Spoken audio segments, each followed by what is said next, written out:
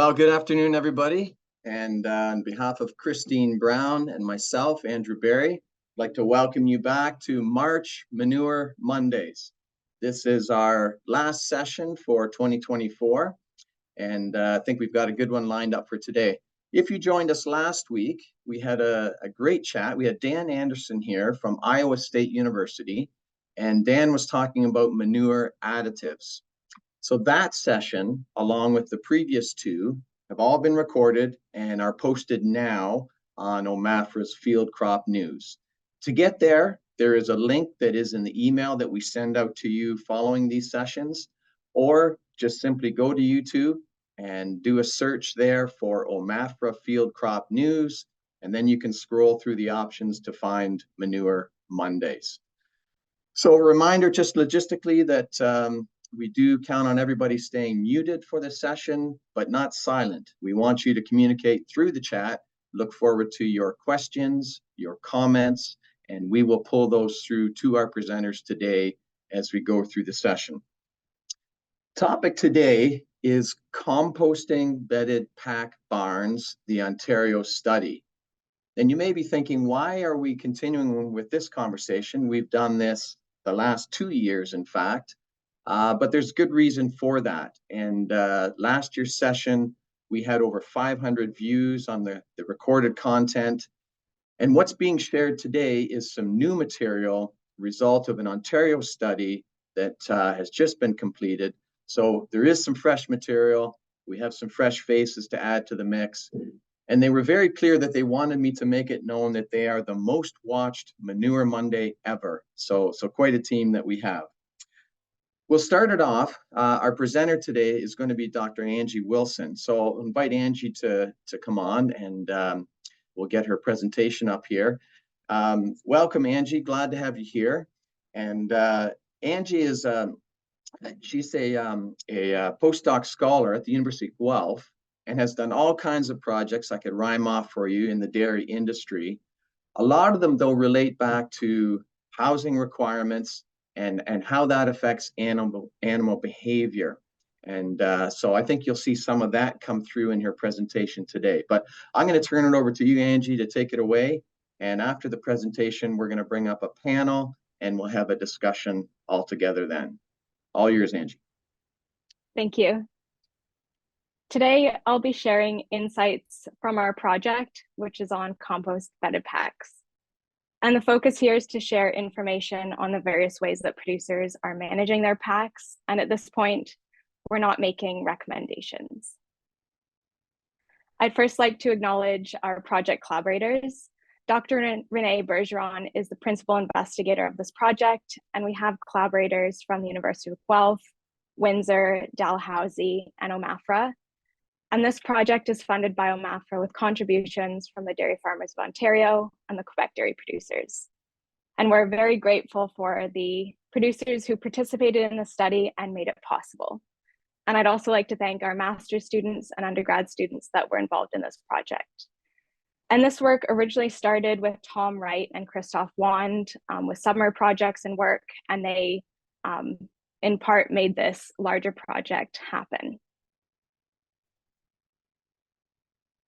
So I'll start with some compost bedded pack basics.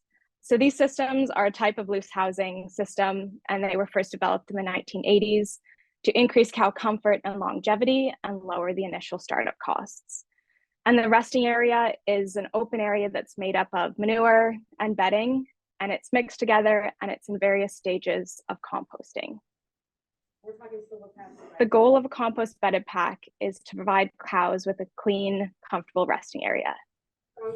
And compost bedded packs are different from straw packs. The pack is actively managed to facilitate composting.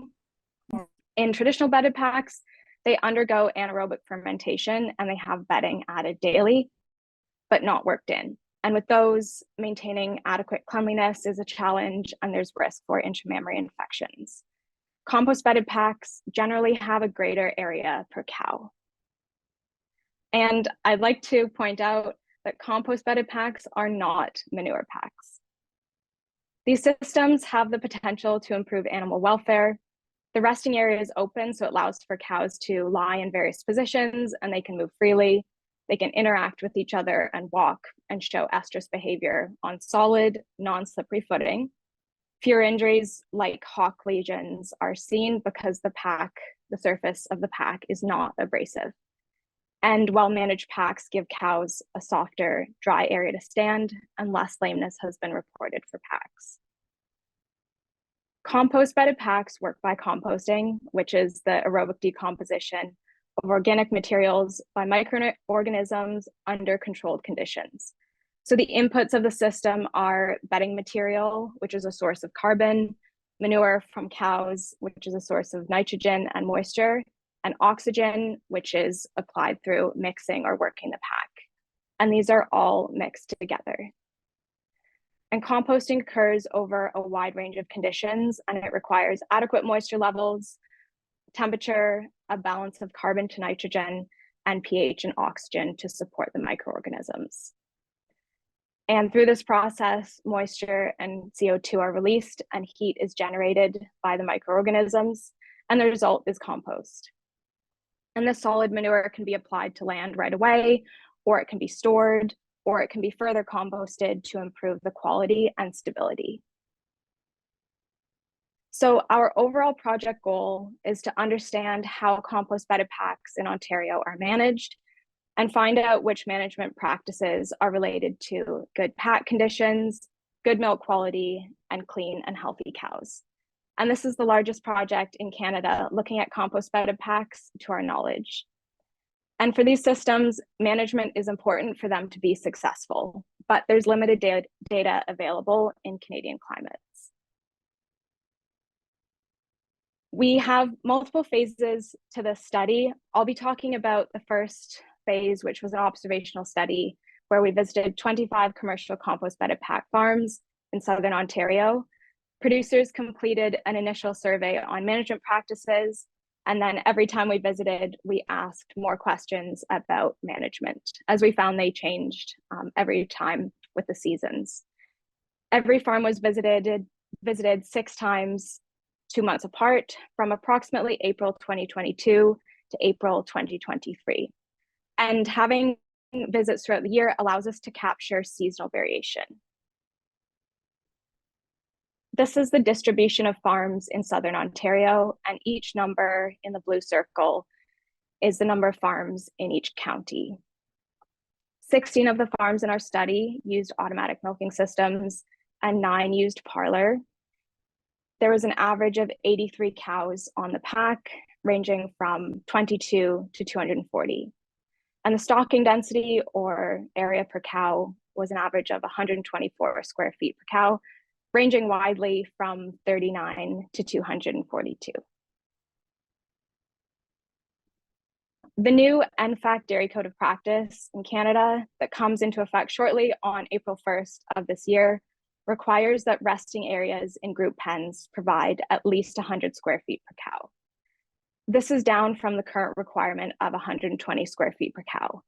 And I'd like to point out that these are the minimums, not the recommendations. In the code, they recognize that more space is required in bedded packs depending on climate, bedding, and management, and breed or size. And also, the scientific report behind the new code states that there's a gap in knowledge of the appropriate stocking densities for bedding pack systems. I'll touch a bit on barn design. In general, compost-bedded packs require more square footage per cow. The base of the pack can be clay or stone dust or concrete. Most of the farms in our study had clay bases. And these barns can be converted into free stalls if planned or desired later on. Among the farms in our study, the width of the scrape alley ranged from 9.5 feet to 17 feet, and between 12 and 14 feet wide was most common. And the scrape alley should be wide enough to allow for cows to walk behind those that are eating. And other considerations are the location of waters and brushes where the cows might congregate around. Most of the producers in our study had automatic alley scrapers, and those that didn't used either a skid steer with a bucket or a tractor with a bucket to clear the manure. Access to the pack can be restricted, which is shown here, or continuous.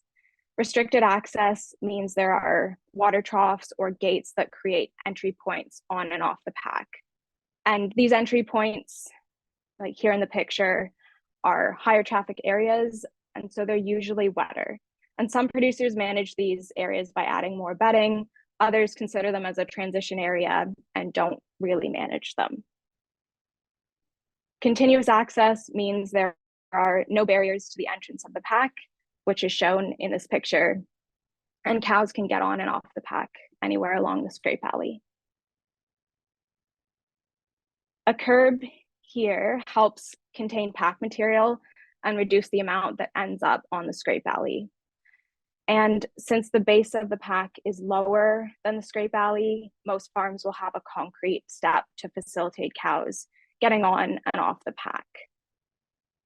And this farm here has 2 steps as the pack is a bit lower.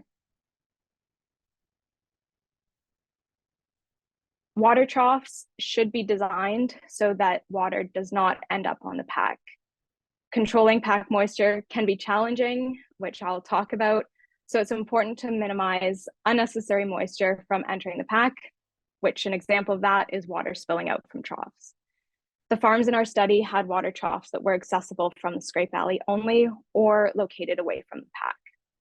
And in this picture, the trough is shielded from the pack using concrete. And in this picture, the water is also shielded, and this is a view of the from the pack, so it's only accessible from the scrape alley. There are a wide range of management practices and approaches, and producers are using what works for them. Compost bedded packs are actively managed, and part of this is regular mixing or stirring or working the pack. So the function of tilling is to mix in manure, introduce oxygen, and release moisture. This video here, the producer uses a cultivator. In the first video, it was a rototiller with shanks. These pictures show the moisture that's released from the pack during tilling, and producers call this steaming, and how much steam we see is influenced by how cold the air is. Usually colder air means the moisture is more visible. And because of all of this moisture released, it's important to have good ventilation to get the moisture out of the barn. The moisture released during aeration should clear within 15 to 30 minutes after tilling. It's estimated that half a liter of water per square foot of pack per day should evaporate, and this depends on air movement, air temperature, and relative humidity. So if there's 120 square feet per cow, that is around 60 liters of water per day per cow. So a lot of water is being moved out of the pack to maintain it. To work the pack, most producers in our study were using a rototiller with shanks. This was either the LVI composter, which is shown in the picture here, or there are different brands available, or some producers have modified a rototiller to add shanks in the front.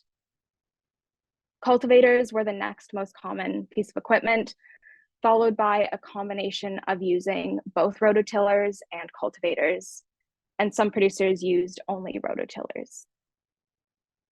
80% of the farms tilled or cultivated the pack twice per day, and 16% did once a day tilling.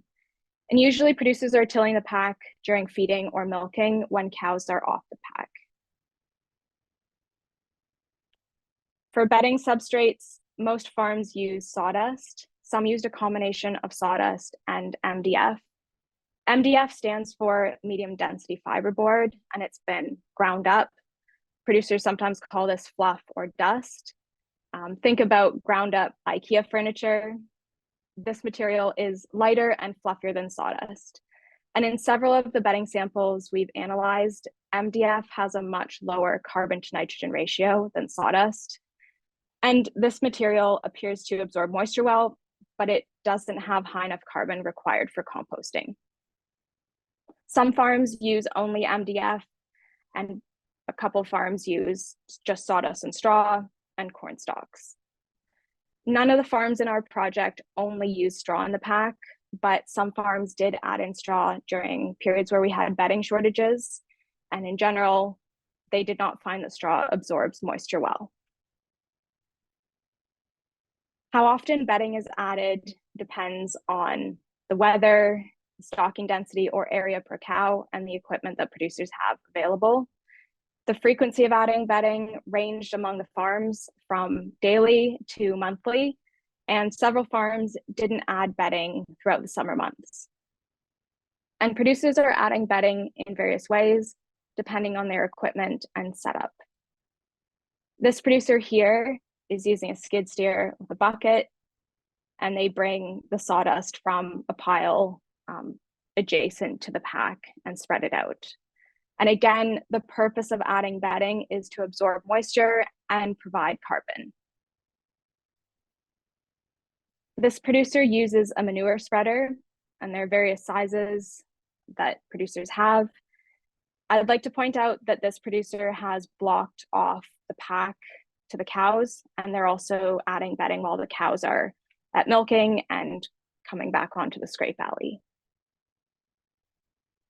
This producer adds bedding by the truckload, and this might be done if there's limited bedding storage. So the truck backs up to the pack, unloads the sawdust, and the producer spreads it out. And during this time, cows are locked up in the head gates. There are different ways of storing bedding. One of them is inside the barn, which is showed in the picture here. This producer has gated off a section of the pack and designated that to sawdust storage. And producers may build a barn larger than what is needed for the pack size, and then block off a section for bedding storage. And then when they need to expand, they'll expand into that area and build a separate storage shed for sawdust. This producer has a designated section of the barn, which is right next to the pack. Some have open or closed sheds. The picture here is an open shed, and the producer with this found that bedding did blow around. If there is limited or no bedding storage, producers may add bedding by the truckload in the previous video I showed. And then sometimes bedding is stored outside, but this is not ideal because it is important to keep bedding dry. So we don't want moisture on the sawdust. Most packs are cleaned out, whether this is because the pack has built up or it's to use as fertilizer on the field or both. For the purposes of our study, we considered cleaning out as taking 50% or more of the pack out. However, some producers would occasionally clean out a pass next to the scrape alley that was wet. Producers will often leave 25% or so of the driest part of the pack when they're cleaning out, and then they will spread this remaining part back over the base and use that to restart the pack. During our project, no farms completely cleaned out their pack. So over half the farms in our study cleaned out the pack twice per year, usually in the spring and the fall. A quarter cleaned out the pack once per year, and 21% have never cleaned out the pack. And these packs that are never cleaned out during our study, they had some loss of material that ends up on the scrape alley, and the pack also decomposed as well. So some producers observe the pack shrinking in size during warmer weather. And by overflow onto the scrape alley, this is what I mean in both pictures. And producers will scrape this into the manure pit rather than putting it back on the pack. So some of our descriptive data about pack condition. I will start this off by showing these two pictures to show the variation in pack condition. The one on the left is lighter and it's more fluffy and it's more uniform in texture. The one on the right is clearly wetter and has larger clumps. These are 21 samples, each from a different farm. We collected pack samples and analyzed them for moisture. So these are the samples in tins. There is a wide range of material and differences in color, clumpiness, particle lengths, and smell.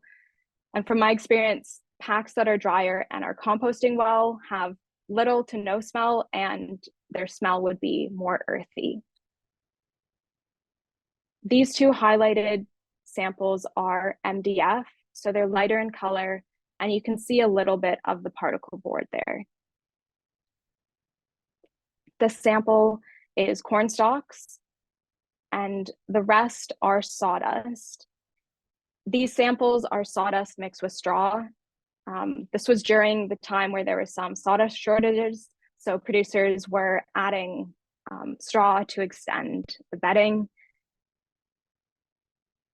These highlighted samples are wetter packs. Generally, these ones were above 70%. You can see that they're darker in color and they have larger clumps.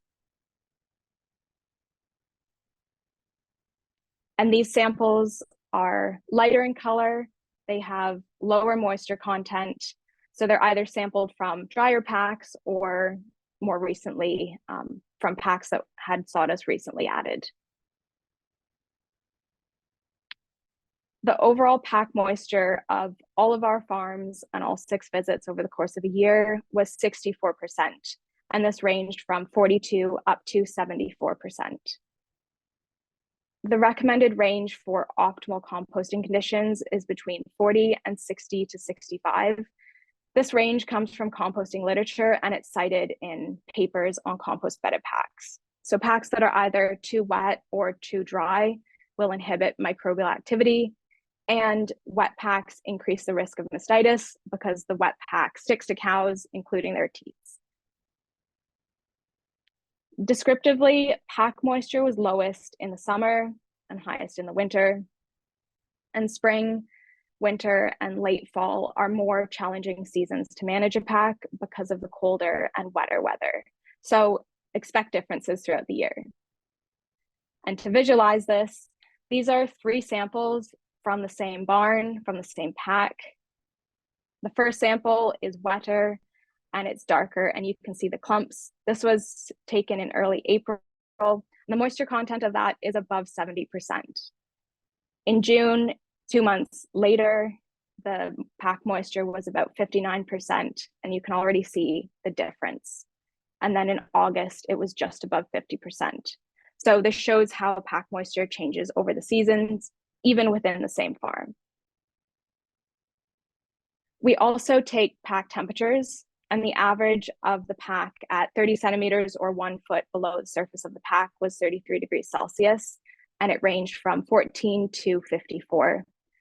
And these are the temperatures for the pack as a whole. When we took our samples, we did 12 spots across the pack that were representative of the pack, and we noticed there was quite a bit of variation within packs. The recommended range for optimal composting is above 43 degrees Celsius. Again, this comes from literature on composting. The temperature that we measure comes from heat produced by microbial activity, and this is one of the indicators that the pack is composting.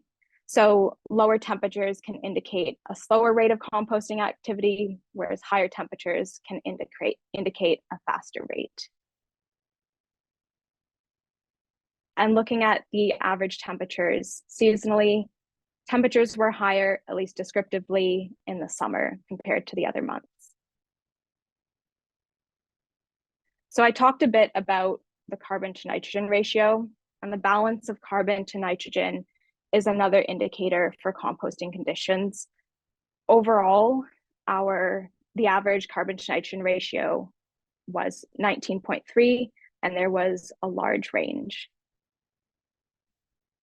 The recommendation for optimal composting is 25 to 30 to 1, but above 20 and below 40 is reasonable. And most carbon to nitrogen ratios from studies on compost bedded packs were below the recommended range of 25 to 30. And we recognize that there are economic limitations to achieving the optimal range because it means adding more bedding. Carbon comes from bedding material, so we suggest that overall not enough bedding is added given the lower carbon to nitrogen range. This leads to higher moisture and therefore lower temperatures that we observed. If the carbon to nitrogen ratio is too high, meaning excess carbon, there's not enough nitrogen for the microbes. And then on the other side, if the carbon to nitrogen is too low, meaning excess nitrogen, it can have an ammonia smell as nitrogen is lost. Milk quality is also a consideration in these systems, and I'll talk about somatic cell count. These are the average somatic cell counts for each month during the project. The overall average was 152,500. And in comparison, the provincial average during these same months was about 16,000 higher at 168,800. We also scored cows. We scored roughly 30% of the herd, and this was based on Canada's ProAction sample size calculator. The cows that we scored were randomly selected. We scored for gait or mobility, and a score of 1 or 2 is considered non-lame, and the cow moves freely, whereas a score of 3 or above is considered lame. So of all the cows we scored during our project, 93% of them were classified as non-lame. We also scored hocks using the ProAction scoring system. A score of 0 and 1 are considered acceptable, whereas a 2 or a 3 require corrective action. So acceptable was no medium or major swellings and no lesions or scabs, and 99% of the hocks we scored were considered acceptable. And similarly, we scored knees in the same way. 99% were scored as acceptable. So again, no medium or major swellings, no lesions or scabs. And to translate this into ProAction's cattle assessment report, overall in the green zone, there were, for hock scores, gait scores, and knee scores, more than 90% of the lactating herd met those requirements. We also scored cows for cleanliness, and we scored several areas of the cow separately. One area was the flanks and the hips. And this area is important because it comes into contact with the pack when the cow is lying down. We used a scoring system based off of literature, and then we classified the scores into clean or dirty.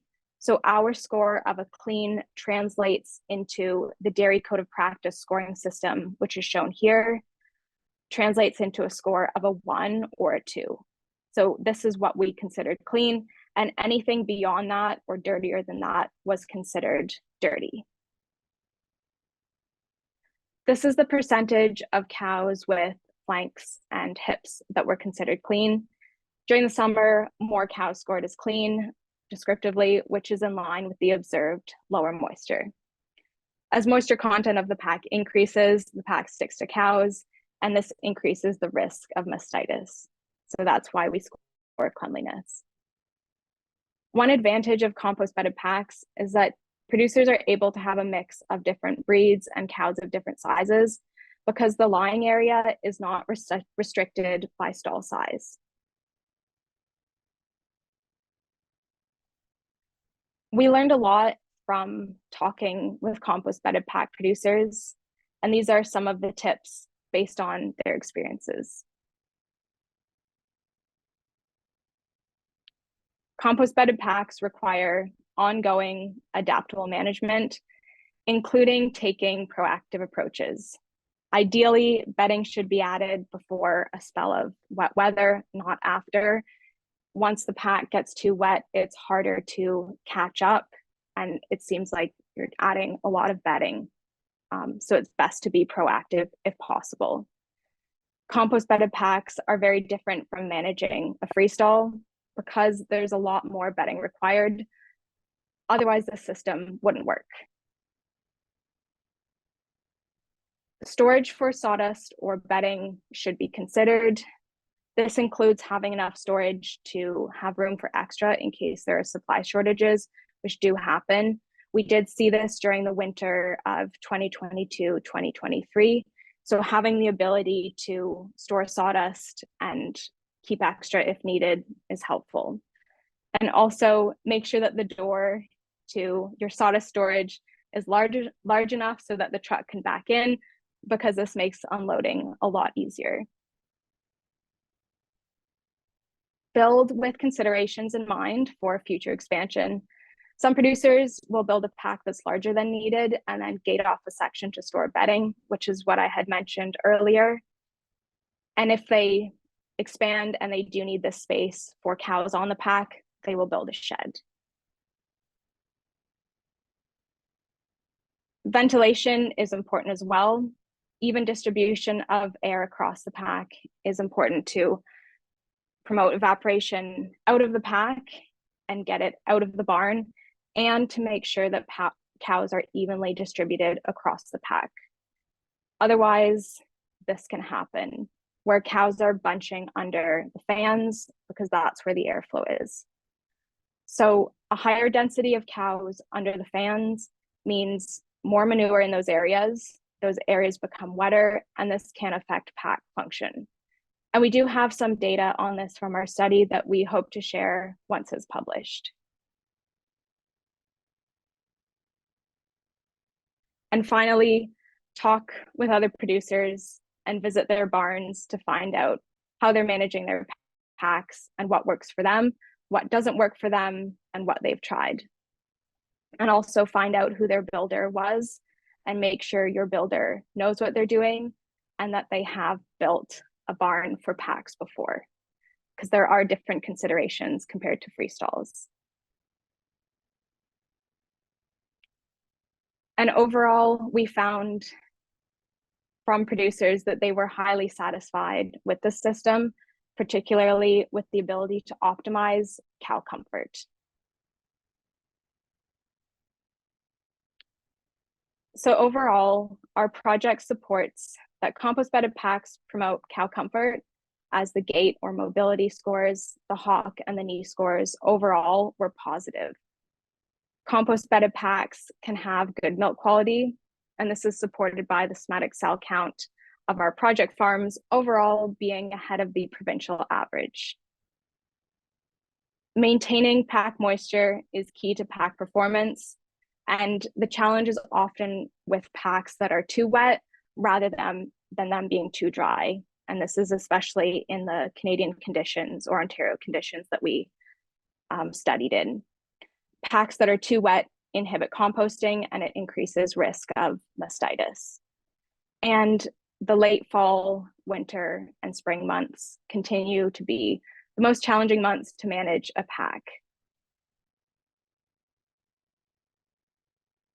And moving forward, we will be sharing more data regarding the associations and the relationships from this study. What I presented today were descriptive, and we have done more analyses. Our master's student, Kendra, is looking at line behavior on packs, as this is a not overly studied area. And then our research group is looking into alternative bedding sources to de-risk sawdust supply. Producers have mentioned concerns with costs and availability, and that's certainly a limitation and challenge with using this system. And my contact information is below, this is on the slide here, if you have more questions for us. And that's it. Back to you, Andrew. That's awesome, Angie. Wow, really appreciate that presentation. I have to say, I loved your photos. It is really nice to sit in a presentation and actually see some very clear close-up photos. So thank you for that very much. What I'm going to do here is I'm going to bring on the rest of the team that worked with Angie on this project. So first of all, Christoph Wand. Christoph is a colleague here from OMAFRA, and Christoph is a livestock sustainability specialist. Christoph, give a wave there. Tom Wright as well, another part of the team. Tom also with OMAFRA, and he's a dairy cattle specialist. Tom, thanks for being a part of this. And then, of course, everybody knows our best friend, the manure queen, Christine Brown. And Christine, who is an integral planner in terms of setting up Manure Mondays, But Christine, as a field crop sustainability lead, is really able to bring that end of the whole picture here, which is when the material goes to the field. So we wanted Chris to be on this panel as well. So folks, thanks for joining us here. Right off the top, I do want to clarify something just in terminology, because I have heard them called compost bedding pack barns and composting bedded pack barns. What is the proper terminology, or does it matter? I've heard Christoph, both as well. yeah, So I've heard. Christoph, I'm going to throw that to you. I prefer the term composting because I like it being active. My English vocabulary is failing me right now. You know, those grammar lessons we take. Does that make it a verb or an adjective? But to me, composting speaks to the active nature of it, which Angie's data showed that it's compost in progress. Right on. I kind of like that one myself as well, because to somebody on the outside as well, when they hear compost bedded, they think, oh, you're adding compost that's already finished compost to a process. Whereas, as you say, this is something that is a dynamic process. It's composting as we go. So I like that.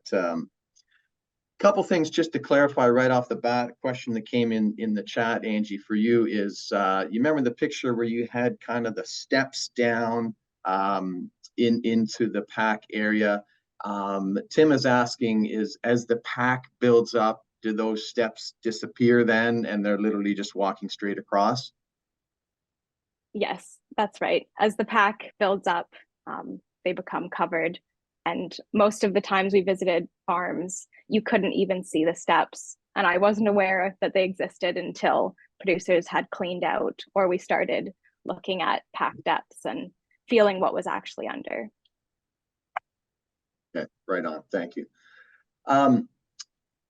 This is where we need to go right away, and the questions have started here in this regard, and I knew it would. We did our first session on sand-laden manure, and so folks are thinking about materials. They're thinking about availability of materials. So I'd like us to have a bit of a conversation around that right off the bat. Is the materials? You referred to 2022, where supply issues happened with sawdust, which I think is probably the most common and preferred material.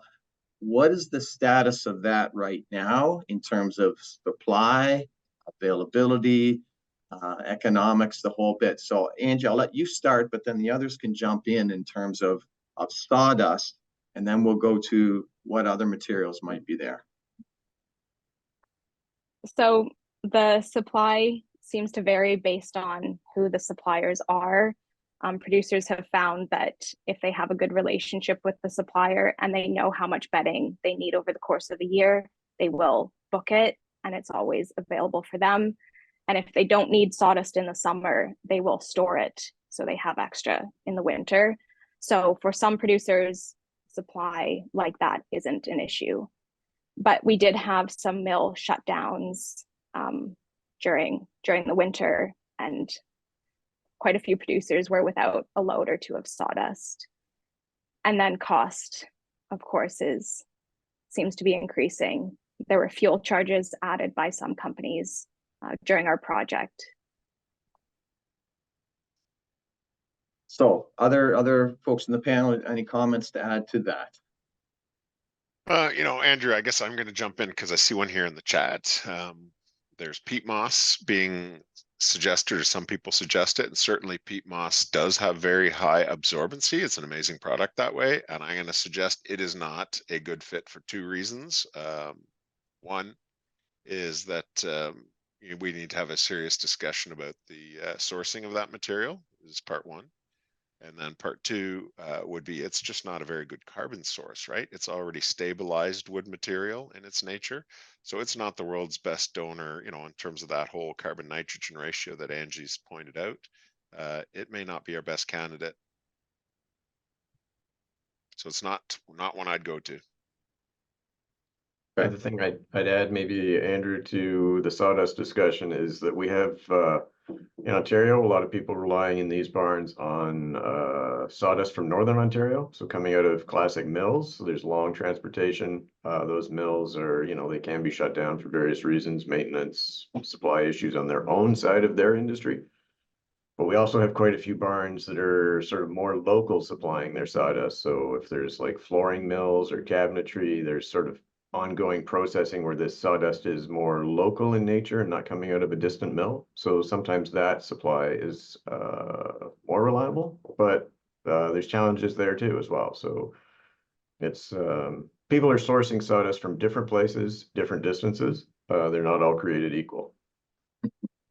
Is there any grading of sawdust, or is it just sawdust one heading and it fits there or it doesn't? Like, is it graded particle size or contaminants or anything like that? Anybody know? I don't know of a grading system, but in our classification of sawdust, it included expensive sawdust that had small, pretty uniform particle size, consistent every time I visited those farms. And then there were other sawdust that occasionally there would be large chunks of wood, and it varied quite a bit. So within our sawdust category, there was quite a bit of variation. Ideally, sawdust should be hardwood kiln dried, because we don't want to introduce Klebsiella bacteria into the pack. Klebsiella mastitis is quite a concern, and some producers have had issues with that. We call it sawdust. And I just want to ask, on the dust side, are there any concerns health-wise, both for the farmer and for the livestock, in terms of dust with the regular addition of sawdust? That is definitely a concern, with producers wearing masks or respirators or being in the cab of a tractor. But yes, it does get really dusty when sawdust or the MDF is added. Okay. Yeah, perfect. So some of the other materials then, somebody asked about peat, corn stalks you mentioned, straw you mentioned. Like, are there any other weird and wonderful things that people have tried, or projects that may come in terms of, we're going to try this, try that? What are some of the weird and the wonderful that we may see people try? There's interest. Oh, go ahead, Angie. Christoph. No, you go ahead. Okay. We are aware of Miscanthus being used for a compost bedded pack, and it seems to work really well. And there was also a barn down in the US that I found some information on, that they were using Miscanthus in a compost bedded pack, and it was working well. The benefit of that is producers can grow their own Miscanthus, and it can be a sustainable supply for them. Christoph, you wanted to say something? Yeah, I was going to go a totally different direction, and that was, every once in a while suggestions come up with, like drywall material, this sort of thing, or there's a question here now about using manure solids. And the problem with both of those is they're not good carbon sources in and of themselves, right? Like the one is totally not at all. And the other one, the manure solids idea, is just a very poor carbon source. And none of these get at this issue that we're looking for a high carbon source that'll feed the microbes, as Angie described, and produce that heating in the pack that we need. So it all comes back to this thing. This alternative source needs to be a high carbon source, whatever it is. Yeah, I think just to add to that discussion, some of the alternatives I think people would be familiar with, Angie's mentioned, corn stalks, byproducts. People use wheat, straw. There's other straws that have been tried. A lot of the producers that are interested in alternatives are price sensitive to some of the best quality sawdust, obviously. But I would also say that they usually double back to sawdust once they figure out some of the processing costs on farm of getting this stuff to a fine enough consistency to apply to the pack. By the time you do the labor, the fuel calculations, and everything else, some of these alternatives can be fairly expensive too. De-risking it absolutely is an important thing to look at, but we're only probably going to be looking at those things that bring a lot of carbon to the table. One question in the chat, I don't want to miss somebody asking about using horse stall manure as the bedding for beef herds, mixing the manure there. I don't know if there's any thoughts on that. Obviously, horse manure is very high in dry matter, low liquid material, but any thoughts on that?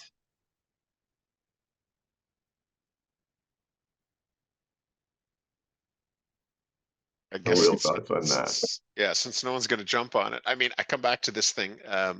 One, we're talking about active composting packs here today. I don't really see, as much as I wish I saw a role for this, I don't see that in the beef world, right? Like no one's gonna be driving around and tilling amongst beef steers that are on feed for 200 days. Like that is not happening. And then the next question is, again, this horse bedding, is it the carbon source we want? I don't know. And if this was the dairy world, it'd be a hard no, because our dairy friends would tell us, this is an outside source, that we don't bring those into dairy barns, right? We don't bring other manures into a dairy barn. That's as the dairy side of things, that's one of the fundamental things that we have with these facilities. People are often interested in how do we kickstart and something like that, and they speculate about other manure sources. Yeah, it's just not something we see a need for, and it brings into the whole biosecurity question. So you might as well just start inoculating with the manure that's going to be in the barn and avoid all those other risks. That was the answer I expected to hear from you guys. So no surprise there. A horse farmer would probably love to see their neighbor being able to take their manure. But yeah, totally makes sense. Dana raises something here. Do you ever get into the issue where the pack, it's a living thing. It's composting, but it gets too wet, it gets too moist, anaerobic conditions, you get odor, you get ammonia, you get problems where you literally, okay, this is done. We got to clear this out. Did you see any of that happen amongst the trial, or you know of some that have had that happen, Angie? During our project, we didn't see any packs get that bad. Some packs are a lot wetter and more clumpy, but their milk quality was still okay. But if they've got a bad pack and milk quality is suffering, then that's the point that you would probably want to clear out the whole pack and start completely new. But Tom has worked, and Tom would know more about having to fully clean out packs. Maybe you can speak on that, Tom. Yeah, so it's a good question there. And Christoph and I have been in some barns where we've definitely made the recommendation. We think it's time to clean out and stop trying to rehab a chronically bad pack. Sometimes there's producer farm issues that makes them reluctant to embrace that recommendation immediately. So you have to respect that. And then you're definitely working with more sawdust to rehab it. At some point, if things are so wet, it's going to take you a long time to get the pack to a functioning, actively managed generating heat pack. Cleaning out and starting again, labor intensive, expensive to dispose of, get that out of the barn, field, land apply, all the rest of it. Sometimes you're just better off taking that hit up front and moving on and staying ahead of the next one. Startup in Ontario, certain times of the year can be challenging. We don't try to recommend people start up in winter. You don't have that natural heat that's being generated in spring and summer. So that can play into a recommendation as well. And sometimes you just manage the pack with more manure, with more sawdust on top of that manure, keep mixing it. You're really just trying to stay ahead of it until warmer days and you have the ability to do the clean out. So there's different ways to approach it, but yeah, sometimes clean out is your friend. While you're talking, Matt is asking about our barns here in Ontario. He's wondering, look.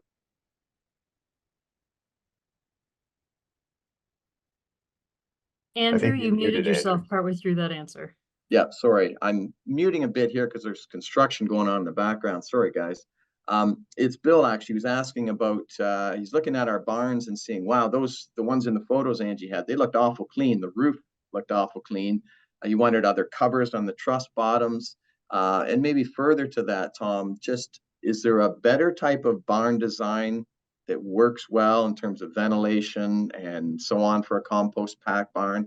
composting pack barn? What are your thoughts there? I think we see lots of different designs work okay.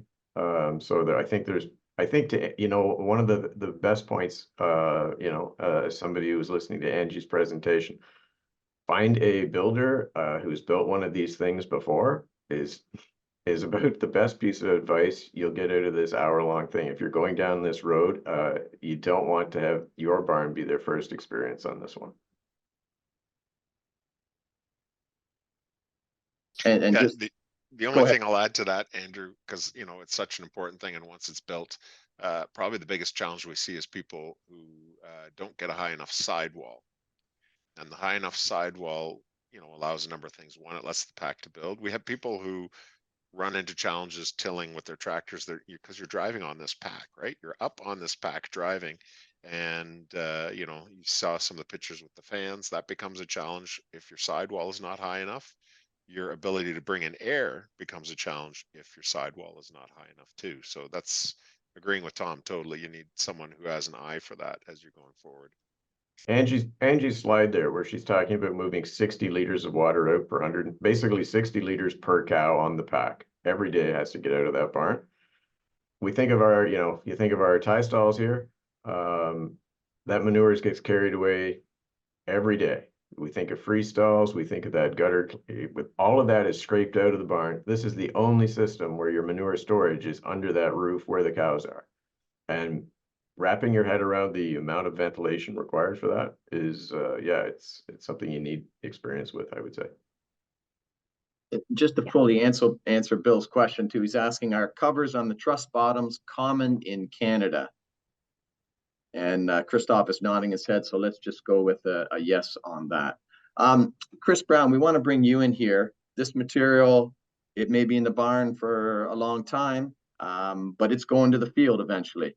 So when it goes to the field, what are the implications here? Now you've got a composted material. Now you've added, you know, lots of carbon material to it. What are the implications by the time we get to the field with that material? So Angie mentioned that the composting process reduces the volume quite a bit. So when you reduce that volume, it means that you're also concentrating the nutrients more. So compared to normal composted materials, you're going to have a lot more nitrogen, a lot more phosphorus, and a lot more potash in this material. Based on some of the averages from about 60 plus samples, the average nitrogen content per ton of total nitrogen is about 40 pounds per ton. Now there's going to be a range based on ration and type of bedding and all that kind of thing, but 40 pounds per ton, mostly in organic nitrogen form, which means that it's a slow release nitrogen, which if you're putting it on in the fall, you're going to have your maximum nitrogen availability the following spring. Angie mentioned carbon to nitrogen ratio, ideally of about 25:1. So at 25:1, you're not going to count on all that nitrogen being available if you spring applied it for a corn crop, so to speak. You'd still want commercial nitrogen, but from a nitrogen credit and nitrogen availability over the whole season, corn grain quality, hay quality, whatever crop you're putting it on, it's going to be great for that. From a soil health perspective, you're adding all that carbon, so you're going to be building organic matter, feeding the microorganisms. So from a soil health perspective, this material is really nice. From a average phosphorus, based on the averages from all of these samples, and again, there's going to be variations based on ration and based on natural soil test and forage quality, but about 12.5 pounds of available nitrogen per ton and about 35 pounds of available potash per ton. That's the averages from that Ontario study. The other nice thing that I'd just like to say, and this is where Tom just mentioned it. You've got the cow comfort right under their feet. You've got the storage right under the feet. So there's a lot of reduction in amount of liquid storage required.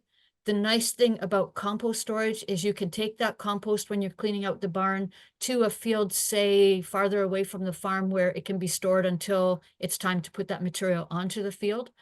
So there's a lot of advantages from just managing that manure, not having to work with the liquids. And it would be interesting to look at the economics of the whole system, looking at the cost of managing the composting bedded pack barn, but then also looking at storage, application, and nutrients. Okay, awesome. I do want to, we're getting close to the end of the time here, and we still have a lot of questions, but a few I'll pull out here while we can. Can you comment on manure solids processed through a separator or a roller press and using that as bedding? Christoph, I'll maybe throw that to you, or you can pass it on. But again, something that's been rolled through a separator, roller press, and then using that as bedding. I've poo-pooed low carbon sources enough, so I'll let Tom talk on this one. Yeah, I would just echo that one. It would work from a dryness standpoint. It's not going to achieve much on the composting standpoint because you're just not, you're adding the same thing that's already there. You're not likely to hit anywhere much closer than, like, I don't know, 17, 18 to 1 carbon to nitrogen. You'll be too far below the optimum to generate much heat.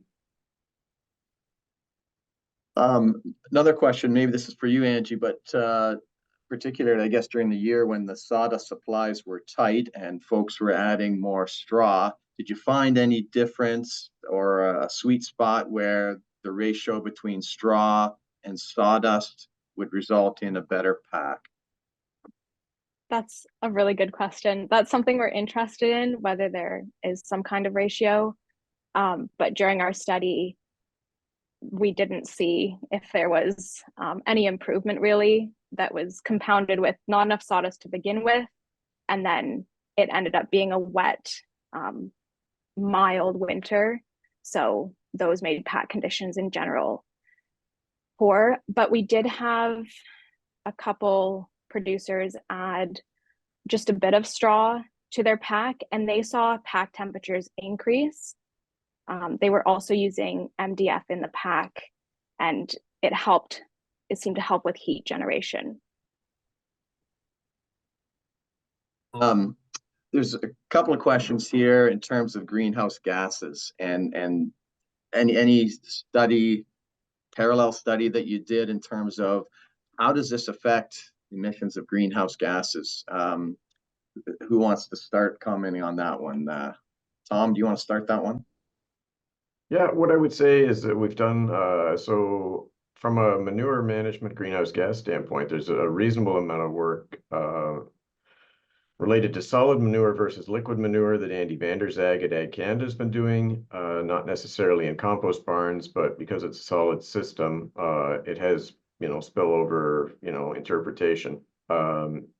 Their work would generally suggest that there's an advantage to greenhouse gases with the solid manure systems. So that's the one thing that is in play.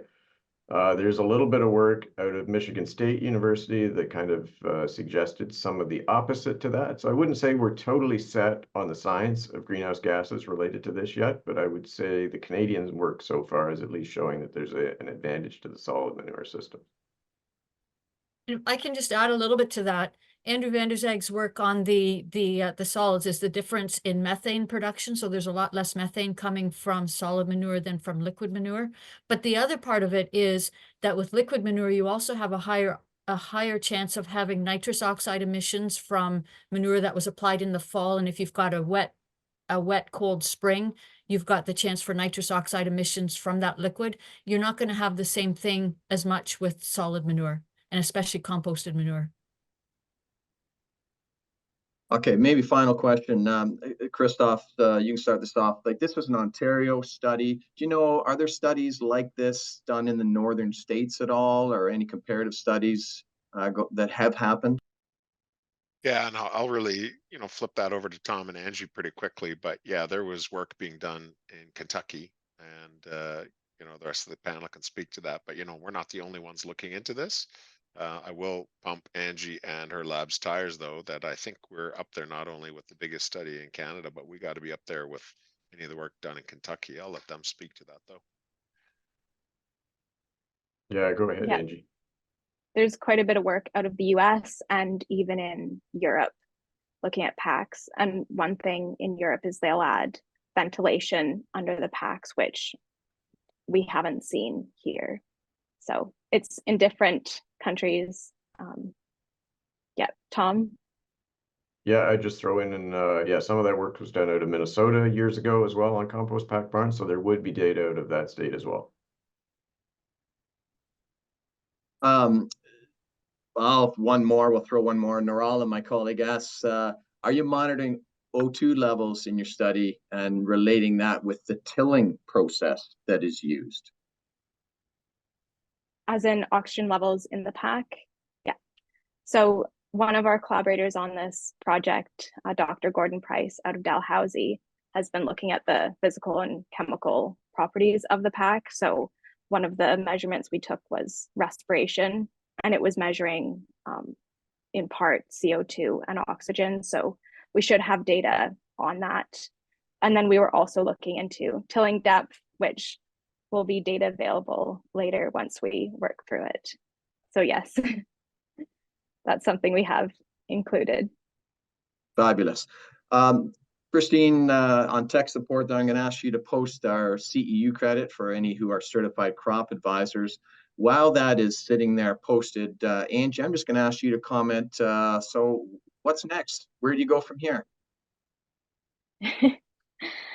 I want to stay in this area. I'm, of course, really interested in housing and how that relates to behavior and how we can improve housing for dairy cows and other species. So I want to stay in research. Those are my plans. That's fabulous. Christoph, any final comments from you on this? Tom? No, thanks, Andrew. Great opportunity for us to share some of this info with your audience. Okay, and being as this is our final March Manure Mondays for 2024, Chris Brown, I'm going to give you the last word of anything that you want to wrap up with as we close out our session.